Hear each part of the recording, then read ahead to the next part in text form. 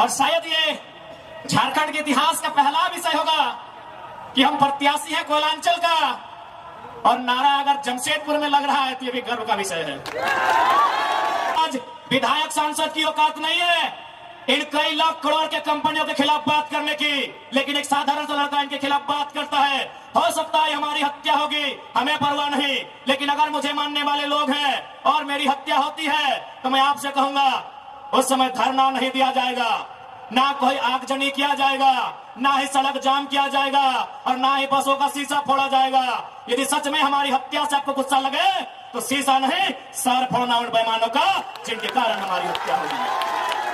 आज ये कोल्हान की धरती, आज इस धरती के चारों ओर बड़ी बड़ी इमारतें, न जाने कई हजार फैक्ट्रियां, कंपनियां, एक बड़ा उद्योग का क्षेत्र, लेकिन आज जब स्थानीय लोगों को वहां निम्न पाते हैं तो बड़ा सवाल आता है कि आखिर किसके लिए यह झारखंड राज्य अलग किया गया।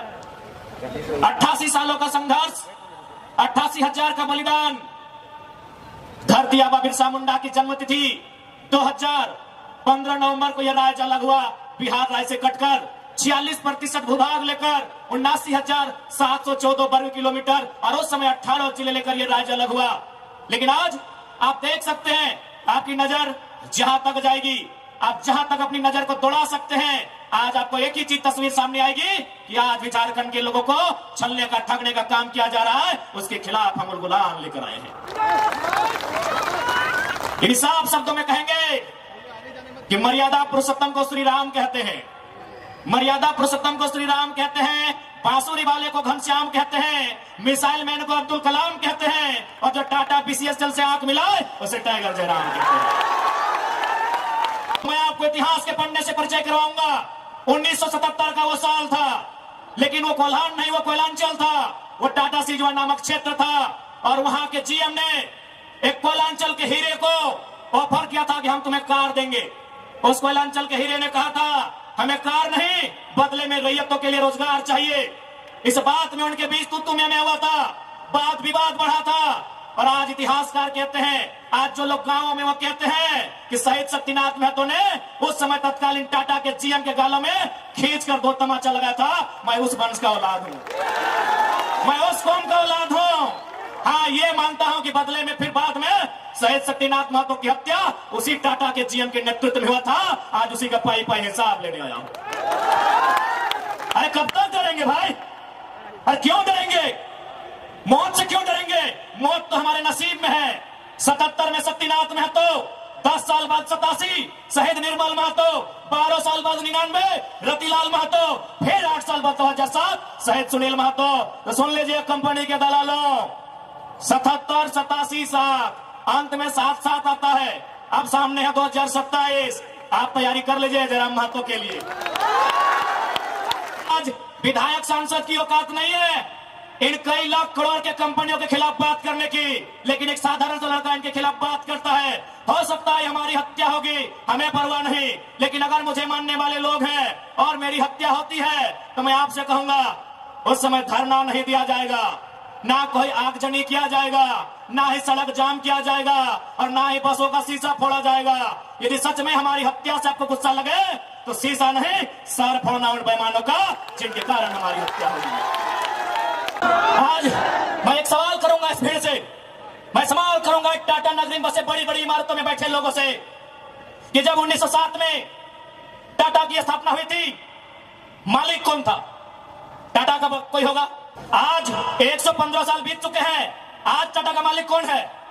आज भी टाटा का मालिक टाटा का वंशी है। 100 साल पहले टाटा ने पूंजी का इन्वेस्ट किया था, आज 100 साल बाद भी टाटा का मालिक टाटा का वंशज है।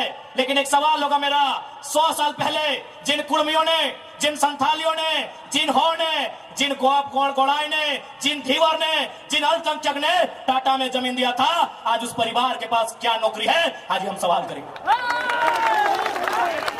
अरे आपने पूंजी लगाया, 100 साल बाद आप मालिक है, हमने भी पूंजी दिया है। पूंजी 2 प्रकार की होती है इंपॉर्टेंट, एक जमीन, दूसरा अर्थ। अर्थ आपका, मालिक आज आप है, जमीन हमारी, हम कहां ये सवाल करेंगे।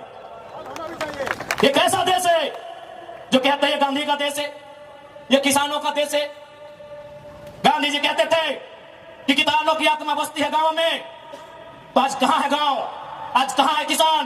केवल पूंजीवादी का हावी, आज चारों तरफ केवल कैपिटलिज्म के लोगों का दबदबा। ठीक है, हम विकास के विरोधी नहीं है, अरे हमने इंसान भी दिया है और जमींदार भी दिया है। हमने इंसान के रूप में कभी बिरसा भगवान को दिया, कभी भागीरथ मांझी, कभी तिलका मांझी को दिया, तो कभी निर्मल महतो, तो कभी सुनील महतो जैसे शेर को हमने दिया। और जमीन की बात कीजिएगा तो जहां तक टाटा की नजर जाएगी वो जमीन सारी की सारी हमारी है। क्या नहीं दिया हमने विकास के नाम पे? विकास के नाम पे हमारा कत्ल हुआ, विकास के नाम पे हमारा गांव उजाड़ा गया, विकास के नाम पे हमको लूटा गया। और आज अगर हम सवाल करेंगे तो आप हमें उग्रवादी जैसे शब्दों से नवाजेंगे। तो आज ये बात जान लीजिए, भले आज ही आपका समय है क्योंकि प्रधानमंत्री आपके हैं। सही बात है, किसानों के प्रधानमंत्री नहीं है। भले आप भावनाओं में वोट देते हैं, आज फिर किसान आंदोलन कर रहा है, किसान 700 मर चुके हैं, ये किसानों के प्रधानमंत्री नहीं है। अगर ये किसानों के प्रधानमंत्री होते तो एक रूल बनाते। 1984 तक टाटा ने जो 15,000 एकड़ जमीन का अधिग्रहण किया है उसमें मात्र 3,000 एकड़ में प्रोडक्शन का काम हुआ है, मात्र 3,000 एकड़ में कंपनी का एस्टेब्लिशमेंट किया गया है। यदि ये देश और ये वर्तमान के प्रधानमंत्री अगर किसानों के होते तो एक फरमान जारी करते कि बाकी जो आपके पास 12,000 एकड़ बचा है उसे पोल्ट्री फार्म खोलना है क्या? उसे पोल्ट्री फार्म खोलना है? जी नहीं, रियल एस्टेट को बेचना है। हमारी जमीनें टाटा डिसाइड करेंगे रियल एस्टेट को बेचना है। इसलिए अगर सच में ये किसानों के प्रधानमंत्री होते तो एक नियम बनाते, और ये नियम है भी, बकायदा न्यायालय में चर्चा हो चुका है कि यदि किसी कंपनी ने जमीन लिया है और उस जमीन पे काम नहीं हुआ है तो रैयत को वापस लौटाना चाहिए। टाटा ने 15,000 एकड़ जमीन लिया है, मानते हैं 3,000 एकड़ पर इन्होंने काम किया है, चलिए 3,000 एकड़ एक्स्ट्रा, अभी भी 10,000 एकड़ जमीन है जो इनके कब्जे में है, वो यहाँ के रैयतों को वापस मिलना चाहिए। तब मानेंगे ये गांधी का देश है, तब मानेंगे किसानों का देश है। आप बोलेंगे हम मान लेंगे, दीजिए 10,000 एकड़ जमीन वापस, तब मानेंगे किसानों का देश है, तब मानेंगे महात्मा गांधी का देश है। आज और तमाम जितने भी IAS, IPS मिनिस्टर, आज अगर मैं साफ कहूंगा कि संविधान की जितनी हत्या उग्रवादी आतंकवादी करते हैं उससे कहीं ज्यादा वो IAS, IPS और मिनिस्टर संविधान की हत्या करता है जो पूंजीपतियों का साथ देता है। क्यों पता है? पढ़े लिखे लोग, पुलिसकर्मी भाई आप भी सुनिएगा कि आपके SP संविधान की हत्या कैसे करते हैं। हाँ, पुलिस वाली दीदी आप भी सुनिएगा कि आपके DC संविधान की हत्या कब करते हैं। भारत के संविधान को खोलिए, भारत के संविधान में प्रियम्बल आता है, प्रियम्बल में क्या लिखा है पता है? हम भारत के लोग सामाजिक, राजनीतिक, आर्थिक न्याय की बात लिखा है। हम भारत के लोग धर्मनिरपेक्ष समाजवाद का नाम लिखा है, समाजवाद, पूंजीवाद नहीं लिखा है, कहीं नहीं लिखा है। भारत के संविधान में समाजवाद लिखा है। हम भारत के लोग धर्मनिरपेक्ष समाजवाद भारत की निर्माण करेंगे। आज ये जो भी IAS, IPS अगर पूंजीवाद का पक्ष लेते हैं, नक्सली से भी बड़ा नक्सली वो IAS, IPS होते हैं। हाँ, हम सीधा ठोक के कहेंगे।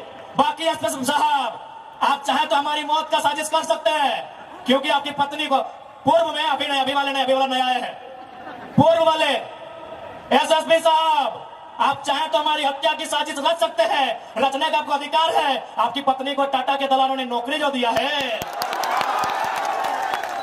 और ये कोई नई बात नहीं है। झारखंड राज्य में केवल गुंडों ने मौत का साजिश नहीं किया है, बगोदर के एक विधायक थे, नाम अगर आप नहीं जानते तो सुन लीजिए, कॉमरेड महेंद्र सिंह, उनकी हत्या में SP का हाथ था।